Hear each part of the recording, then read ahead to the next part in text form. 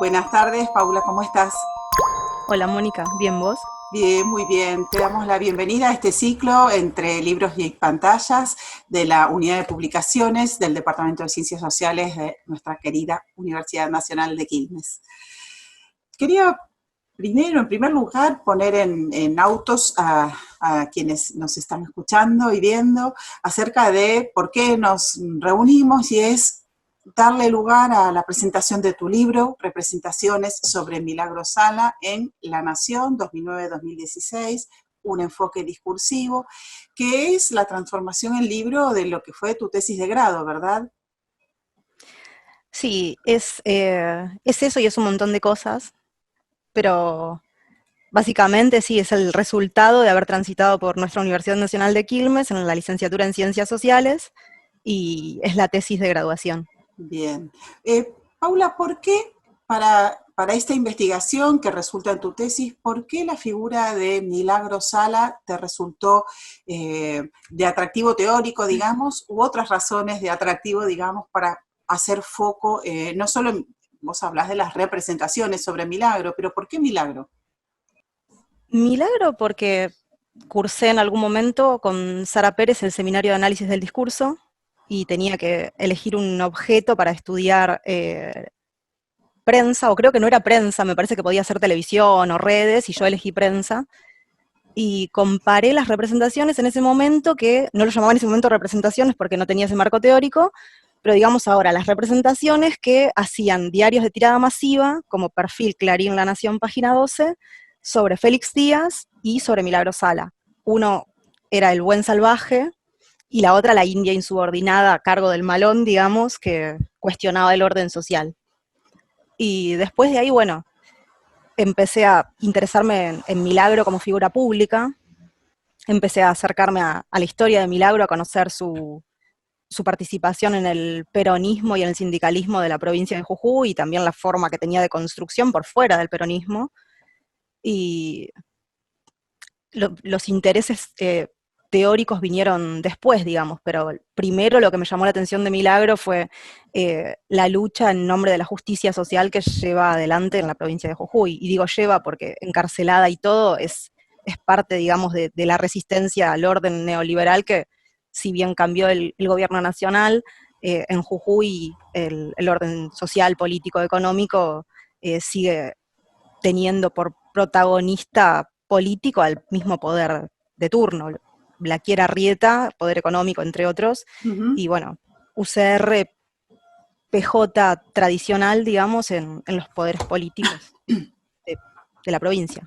Bien, hay, de hecho, te detenés a describir o a hacer un perfil de Milagro al inicio de tu texto, y destacás algunos de estos aspectos que retomabas ahora respecto de esta mujer que es indígena, que es de origen popular, que hace de la organización barrial Tupac Amaru un caso único, diferente en toda la escena partidaria política, no solo local, sino regional, que disputa respecto de otras figuras políticas masculinas, occidentales, etcétera, ¿no es cierto?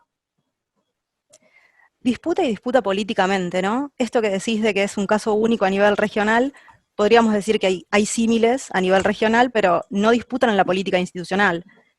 Milagro Sala y la OPTA, o sea, de alguna manera pasan de movimiento social a partido político, cuando fundan el Partido por la Soberanía Popular, cuando articulan con el Frente Unidos y Organizados por Jujuy, y finalmente cuando desde ese frente también de partidos políticos y organizaciones sociales, que eso es importante remarcarlo, porque no son solamente partidos políticos, sino organizaciones sociales que, articuladas devienen en partido político, en 2015 incluso se presentan en la lista peronista con Fellner, digamos, y otras organizaciones sociales, disputando institucionalmente en el sistema que entendemos como racional legal, Uh -huh. partidos-parlamento, ¿sí? Bueno, hay ahí, precisamente digo, en ese perfilamiento político tan fuerte, algo que vos decías antes y que ponías en palabras, decías que en ese momento no conocías y que a la escritura de tu tesis pudiste hacerlo, que fue hablar de no solo de la imagen de Milagro, sino de las representaciones sobre Milagro. Y para eso, para hablar de representaciones, te valiste, bueno, de una serie de herramientas teóricas, hiciste objeto en la prensa, y me gustaría que nos cuentes por qué, sí, cómo fue esa búsqueda de ese objeto de la prensa, que en este caso es el diario La Nación particularmente, entre ese recorte que hacías de años 2009-2016, cuando lleva a la presa, y decía esto de por qué las representaciones, por qué el concepto de representaciones. Me parece que está bueno que pudieras contarnos un poco tanto la herramienta del análisis crítico del discurso como este objeto mismo que es la prensa en el caso de La Nación. Bien, ¿cómo llego a las representaciones? Fue medio por casualidad en algún sentido, leyendo creo que Foucault y algo sobre estrategias discursivas, y después empecé a indagar sobre estrategias discursivas y le pregunté a Sara, y le digo, Sara, esto de las representaciones, que no sé qué, y me dice, no, por las estrategias discursivas no, pero por las representaciones sí, podés consultar a Alejandro Reiter, que creo que fue director de ella o tutor de ella. Y luego, bueno, el marco teórico de Sara también, que tiene que ver ¿no? con Norman Fairclough y qué difícil que es de pronunciar todo esto. Teun van Dijk. Teun van Dijk, exacto. Bueno, y Wodak, que es esta lingüista austríaca que es parte del macro teórico, digamos, de la tesis, que está por todos lados, creo que desde la introducción hasta la conclusión, que utiliza digamos, el análisis del discurso, el análisis crítico del discurso, para dar cuenta de cómo la derecha lleva adelante estrategias discursivas, y ahí volví sí a las estrategias, para representar al enemigo, ¿no? En el inmigrante, sobre todo en el inmigrante, en el negro, en el musulmán, etcétera, y pensar a partir de esa propuesta que hace el análisis del discurso desde Europa para pensar el problema de las identidades supranacionales y de la inmigración, contextualizarlo acá. Y acá nuestro problema, digamos, es además de los inmigrantes limítrofes, digo nuestro problema, mío no, pero de la derecha sí, tiene que ver con los inmigrantes y con los indígenas, porque está ese imaginario colectivo muy propio del sentido común, muy europeo, de que somos una nación homogénea y que somos europeos y que todos tenemos sangre de italianos y de españoles y cuestiones por el estilo. No sé si respondí a nivel teórico, pero... Hay ahí entonces un concepto muy interesante que utilizás de Van Dijk precisamente, que es el del nuevo racismo, aplicado a esta figura y a estas representaciones en la prensa, ¿sí? ¿Cómo sí. es eso? Bueno, ahí lo que propuse es una articulación entre las representaciones y lo que entiende Van Dijk como representaciones en los medios de comunicación, y habla del nuevo racismo como la forma en la cual se representan las minorías en la prensa, en los medios de comunicación masivos, de una forma que no es, digamos, el racismo clásico del siglo XX por el cual se señalaba a alguien de cucaracha, de rata o cosa por el estilo, que se volvía, digamos, Alemania, ¿no? Fascismo, digo, al ser humano, claro. No que ahora se da a partir de una serie de estrategias que representan a la persona como con valoraciones, con cargas morales negativas.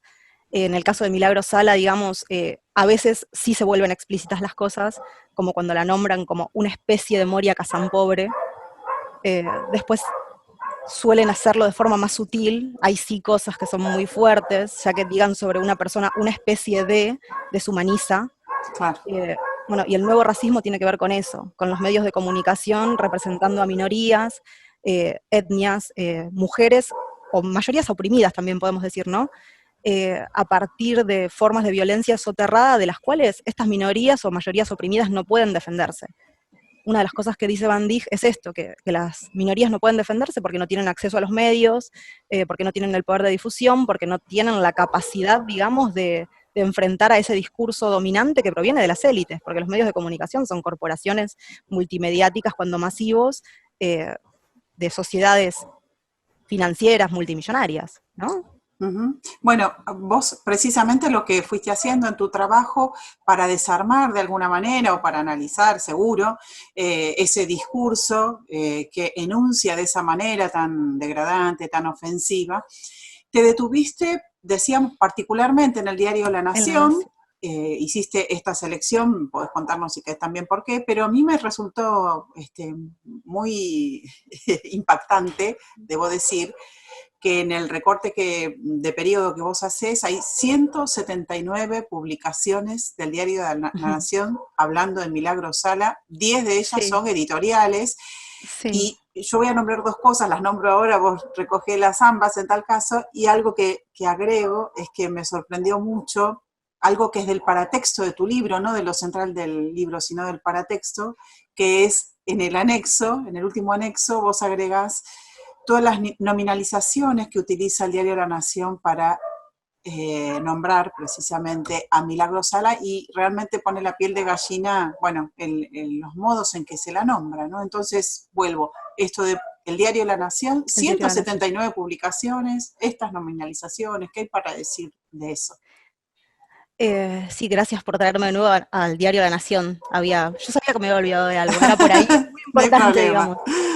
digamos. Cuando había estudiado en primera instancia, digamos, o estudiado, abordado en el seminario de análisis del discurso qué hacía la prensa con Milagro Sala, vi con una nota de Joaquín Morales Solá, que es este periodista que, entre algunas otras cuestiones, digamos, construye representaciones al estilo de que Cristina Fernández de Kirchner se abrió paso, ácidos estiletazos entre la audiencia, mientras el prime time televisivo perdía millones en pauta, ¿no?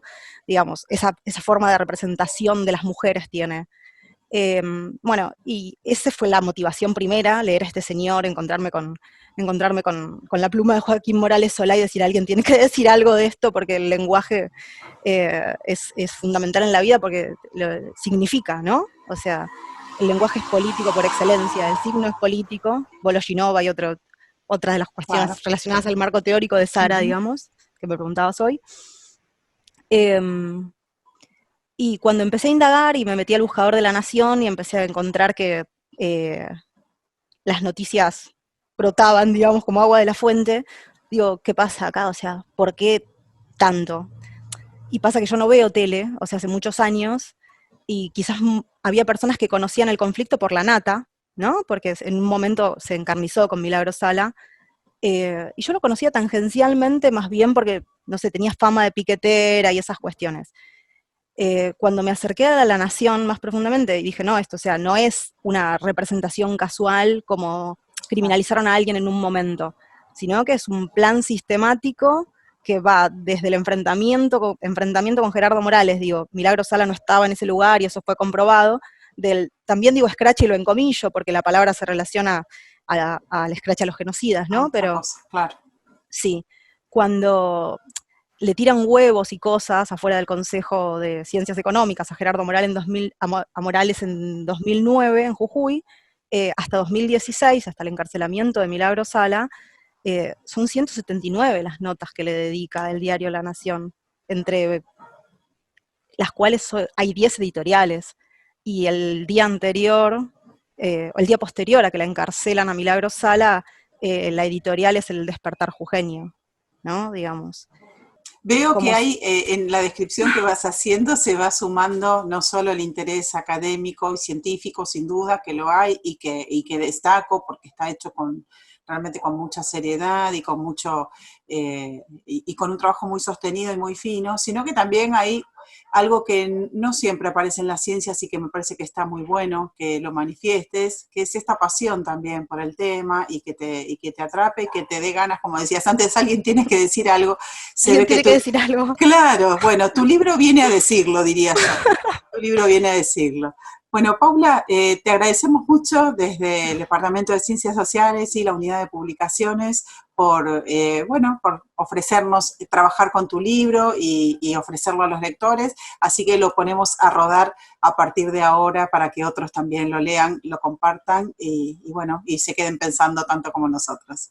Y que cuestionen el orden social y las representaciones que hace la prensa de los dirigentes populares.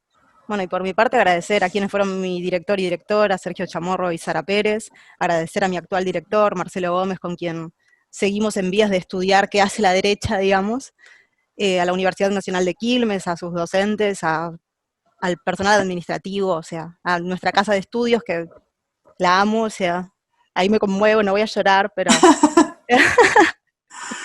pero sí, también hay, además de un compromiso teórico, un compromiso ideológico con la defensa, digamos, de la opresión de una dirigente indígena, mujer de origen popular, que está injustamente encarcelada, es una presa política, y que más allá del discurso de la nación, digamos, se encadenan un montón de discursos para que el orden actual de cosas sea posible, y esperar a contribuir, además de al campo académico, al campo político por la libertad de Milagros Sala.